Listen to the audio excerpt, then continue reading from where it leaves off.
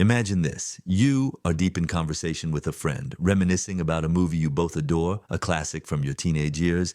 You are laughing, sharing your favorite scenes, quoting the iconic lines. You decide to look up the cast to see what they're doing now, and then you try to name the lead actor. A name you have spoken 100 times, a face you know as well as any in your own family photo album. You open your mouth to say the name and nothing. A wall goes up in your mind. A sudden, frustrating, and total system failure. The sensation is maddeningly specific. It is not a quiet emptiness. It is a loud, screaming void. You can feel the name right there, just beyond a transparent, impenetrable barrier. You can almost taste the syllables. You can summon an astonishing amount of related data. You can picture the actor's face perfectly. You can name the movie they did right after. You can name their famous co-star. You might even know, with a bizarre certainty, that their name starts with the letter B and has 3 syllables. You possess every piece of metadata, every file association, every tag connected to the information you need. But the target file itself, the name, is locked, corrupted, inaccessible. This is the tip of the tongue phenomenon, and it is one of the most compelling and universal glitches in human cognition. It is a unique form of torment, where you become a spectator to your own mind's failure, acutely and painfully aware of the block at the very moment it occurs. Your immediate, intuitive reaction is to blame your memory. You think, I'm losing it, or my memory is getting so bad. You might even feel a flicker of fear, a whisper of age-related anxiety. You diagnose the problem as a failure of storage, a sign of decay. You assume the memory, the photograph from our previous episodes, has finally faded into nothing. But this diagnosis, like so many of our intuitions about the brain, is wrong. This is not a failure of storage. The information is not gone. The photograph is not faded. It is perfectly preserved, safely archived in the vast library of your neocortex. The problem is not the archive. The problem is the librarian. For some unknown reason, the librarian knows exactly which book you want, can describe its cover and location, but is temporarily incapable of pulling it off the shelf. To truly understand this phenomenon, we must distinguish it from the sins we have previously dissected. It is crucial to recognize that not all forgetting is created equal. Transience, the first sin, is the slow, graceful fading of a memory over time. It is a passive decay. The photograph truly loses its color. The ink on the page truly vanishes. The information is, for all intents and purposes, gone from storage. Absent-mindedness, the second sin, is a failure of attention. It is a memory that was never properly formed in the first place. The cameraman wasn't recording, the photograph was never taken. The information never made it into the archive at all. But blocking is an entirely different beast. It is a sin of commission, a paradox. Blocking is a perfectly developed, safely archived photograph that the librarian in your mind simply cannot retrieve at a specific moment. It represents a temporary failure in the retrieval mechanism, not the storage system. You have a powerful subjective conviction that the item is available in memory. It is not lost, just inaccessible. This is what makes the experience so intensely frustrating. It's the cognitive equivalent of having the key to a room, standing in front of the locked door, but being temporarily unable to make your hand turn the knob. The ghost is not gone, it's just teasing you from behind a pane of glass. This maddening sensation, this temporary neurological traffic jam, has a clinical name. It is the third of the 7 sins of memory, as classified by psychologist Daniel Schacter. It is blocking. It is not a sin of decay, nor a sin of inattention. It is a sin of temporary inaccessibility, a glitch in the search engine of the mind. It is proof that having a memory and being able to use that memory are 2 very different things. In this episode, we will become detectives of this retrieval failure. We will investigate the fascinating ugly sister effect, a psychological theory that explains how other memories can actively sabotage the one you're looking for. We will journey into the specific region of the brain that acts as our mental dictionary for names, the left temporal lobe, and explore why it seems so uniquely susceptible to this frustrating block. We will, as always, ask the counterintuitive question. Could this infuriating glitch possibly have a hidden, adaptive purpose? Is there a virtue to the block? And finally, we will explore the scientifically backed techniques you can use to clear the path, to break through the mental wall, and to finally recall that name that has been, for a maddening moment, stuck right on the tip of your tongue. We have established the nature of the crime scene. A memory, perfectly preserved and stored, has been rendered temporarily inaccessible. The door is locked from the inside. But what precisely is the nature of this block? It is easy to imagine it as a passive barrier, a simple wall in the mind. But the cognitive sciences have revealed something far more active, more dynamic, and more treacherous. The block is not a wall, it is a saboteur. It is an impostor that has hijacked the retrieval pathway. To understand this, we must enter the strange and frustrating world of what memory researchers call interference theory. The memory you are searching for isn't just blocked. It is being actively and aggressively crowded out by other, incorrect memories that are similar enough to fool your brain's search engine. This brings us to one of the most brilliant and evocative metaphors in memory science, an idea that perfectly captures the essence of a tip-of-the-tongue state. It is called the ugly sister effect. The analogy drawn from the fairy tale of Cinderella frames the retrieval process as a royal search. You are the prince holding a perfect retrieval cue, the glass slipper. You know exactly what you're looking for, the one true memory, your Cinderella. You send your brain's retrieval mechanism out to find her. But as the search commences, Cinderella's two ugly sisters, memories that are phonologically or semantically related to the target, keep pushing their way to the front. They shout, "Here I am! I'm the one you're looking for." They try to force their too large foot into the glass slipper. They are so similar in appearance and proximity to the real thing that your brain's search party keeps bringing them back to you for consideration. Let's return to our example of the forgotten actor's name. You are searching for Brendan Fraser. Your retrieval cue is the star of The Mummy. Your brain begins its search, but instead it retrieves an ugly sister, another actor from a similar era or genre. Perhaps Ben Affleck or Brandon Routh. These names are incorrect, but they are close. They share sounds, letters, or contexts. The Ben Affleck memory is a strong, frequently accessed pathway. It hijacks the search. It presents itself so intrusively and persistently that it actively blocks the weaker signal from the correct Brendan Fraser pathway. In a diary study of naturally occurring tip-of-the-tongue states, researchers Reason and Lucas found that over half of these frustrating blocks were characterized by the recurring intrusive presence of these ugly sisters. This suggests that the block is not an absence of information, but a cacophony of the wrong information. This theory of active interference is not just a clever metaphor. It is supported by decades of laboratory research. One of the most curious supporting phenomena is known as the part-set cueing effect. The premise is deeply counterintuitive. Imagine I ask you to memorize a list of 12 fruits: apple, banana, orange, grape, pear, peach, plum, cherry, mango, kiwi, lemon, lime. Later, to help you remember, I give you a few of those items back as cues. I say, all right, some of the fruits were apple, banana, orange, and grape. Now can you name the other 8? Logic dictates that these cues should help. In reality, they do the opposite. You will almost certainly perform worse at recalling the remaining 8 fruits than someone who was given no cues at all. How is this possible? This is the ugly sister effect in a controlled environment. By presenting you with apple and banana, I have intensely activated the retrieval pathways for those specific memories. Those pathways become so strong and dominant that they actively inhibit or block the retrieval of other related items within the same category, fruits. The helpful cues have become the loud, obnoxious, ugly sisters, crowding the doorway and preventing the other, quieter memories from coming forward. This demonstrates that retrieval is a competitive process. The memories in our mind are constantly battling for access to our consciousness, and sometimes the wrong ones win. This leads to an even broader and perhaps more unsettling phenomenon known as retrieval-induced forgetting. The very act of successfully remembering one thing can systematically make you forget another. Imagine you are an eyewitness to a crime. A detective questions you repeatedly about the item stolen from a desk. A laptop, a phone, a wallet. You retrieve these memories over and over, strengthening those neural pathways each time. But the detective never asks you about the items on the bookshelf next to the desk. Later, when you are asked to recall everything you saw, your memory for the items on the bookshelf will be significantly worse than if you had never been questioned at all.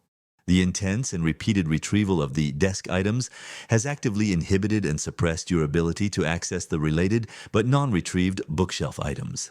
It is as if your brain has a limited amount of retrieval energy for a given event, and by focusing it all on one set of details, you cast a deeper shadow on the others. So we arrive at a clearer picture of this mental glitch. Blocking is not a passive wall. It is an active, dynamic traffic jam on our neural highways. It is a cognitive wrestling match where a stronger but incorrect memory pins down the weaker, correct one. The tip-of-the-tongue state is the subjective experience of watching this fight from the sidelines, knowing the champion you're rooting for is in the ring but is unable to break free from the grasp of its opponent. The ugly sisters are not malicious. They are simply the product of a brain that works by association, a brain where related concepts are stored in close proximity. They are the overeager candidates for retrieval, the near misses that shout louder than the quiet truth. Now that we understand the psychological mechanism of the block, we must ask, where in the brain does this traffic jam occur? What part of our neural hardware is responsible for this frustrating failure of access? We have identified the culprit. The frustrating experience of a memory on the tip of your tongue is not a passive wall, but an active saboteur. It is a psychological process of interference, where a host of similar but incorrect memories, the ugly sisters, crowd the doorway to your consciousness, preventing the memory you truly seek from stepping forward. This is a compelling psychological model, but it begs a deeper, more fundamental question. Where in the vast electrochemical metropolis of the brain does this drama unfold?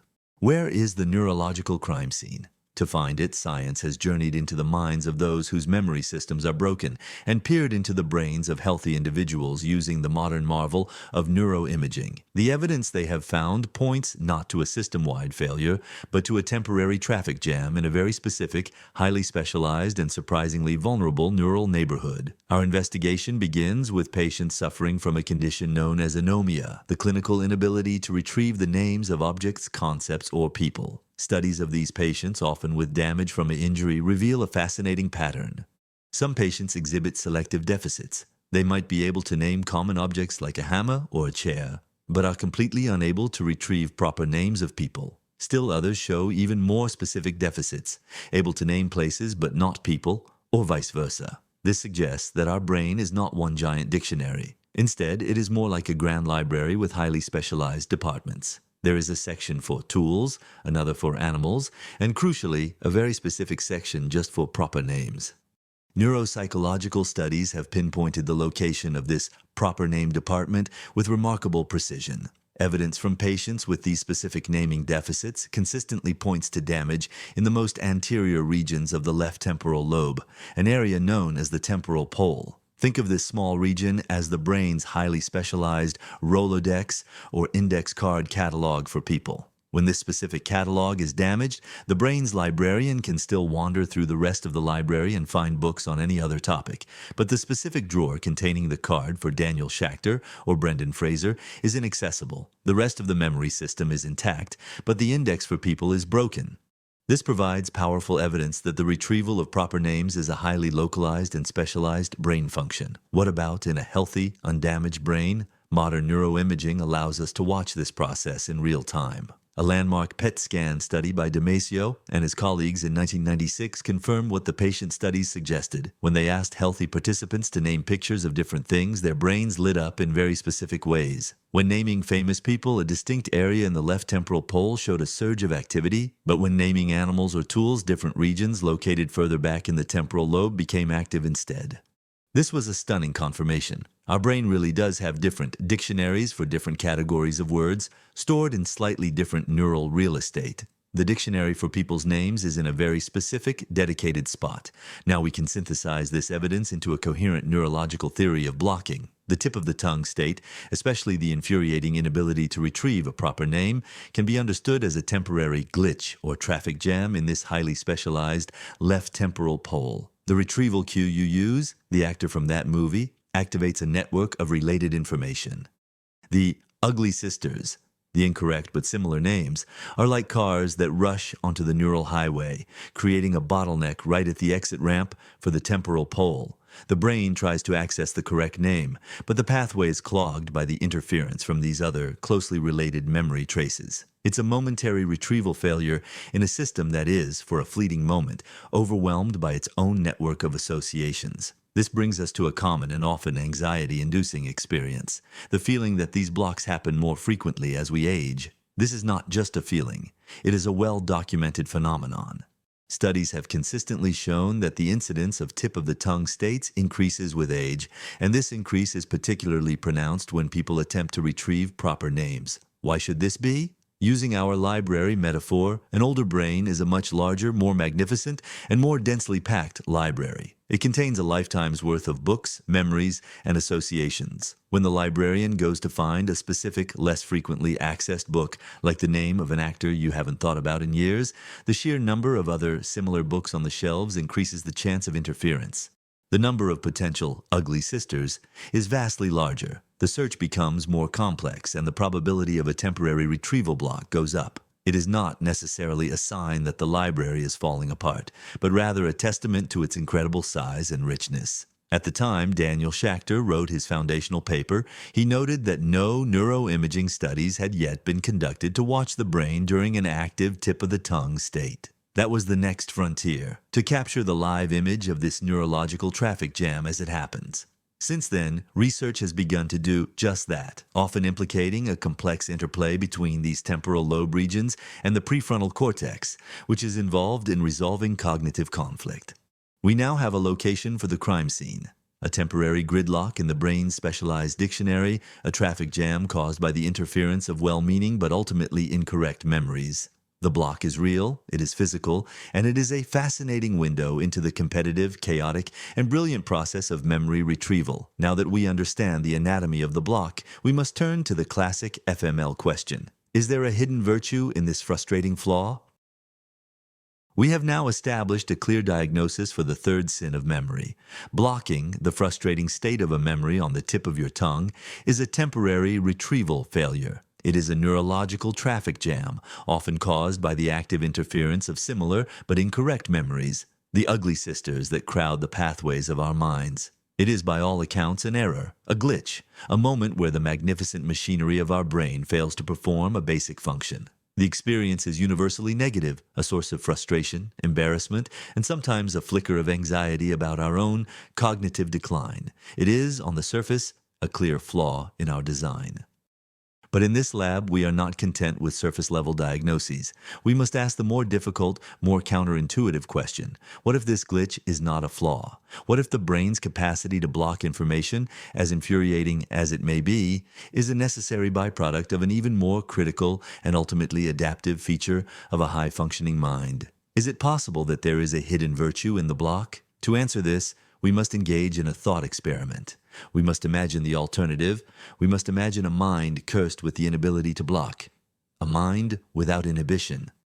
Imagine for a moment a brain where every retrieval cue unlocks every single associated memory simultaneously and without prejudice. Let's say a friend asks you a simple question. What did you think of the movie Inception? In a mind without the ability to block or inhibit, this simple cue would not just bring forth your neat, organized opinion of the film, it would trigger a catastrophic, cascading cognitive storm.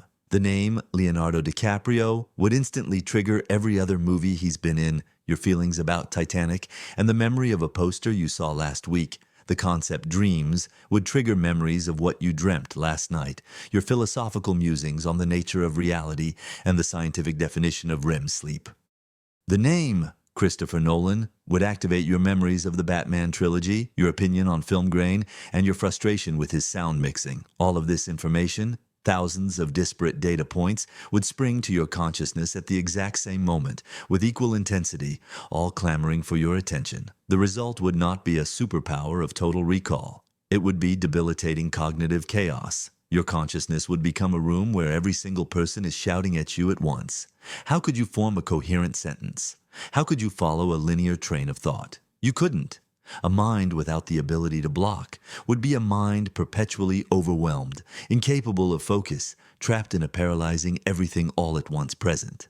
This thought experiment reveals a profound truth. The ability to think is predicated on the ability to ignore. Our capacity for coherent thought depends entirely on the brain's power to actively suppress and inhibit a constant storm of related but momentarily irrelevant information. This is where we introduce the unsung hero of our cognitive architecture, neural inhibition. Think of it as the tireless gatekeeper at the doors of your conscious mind. Its job is to manage the massive crowd of memories and thoughts that are constantly trying to rush onto the stage. When you pose a retrieval query, this gatekeeper skillfully identifies the single most relevant piece of information and holds back the rest of the clamoring crowd. It allows Brendan Fraser to step forward while telling Ben Affleck and Brandon Routh to wait in the wings. This inhibitory process is what allows you to have a focused, linear thought. It is the biological basis of a clear and quiet mind. It is one of the most vital and computationally complex tasks your brain performs every millisecond of the day. So where does blocking fit into this picture? Blocking is what happens when this otherwise brilliant and essential gatekeeper makes a mistake. It is an overcorrection. It's like having a highly aggressive spam filter for your brain. 99.9% of the time, it works perfectly, protecting your conscious inbox from a deluge of mental junk mail.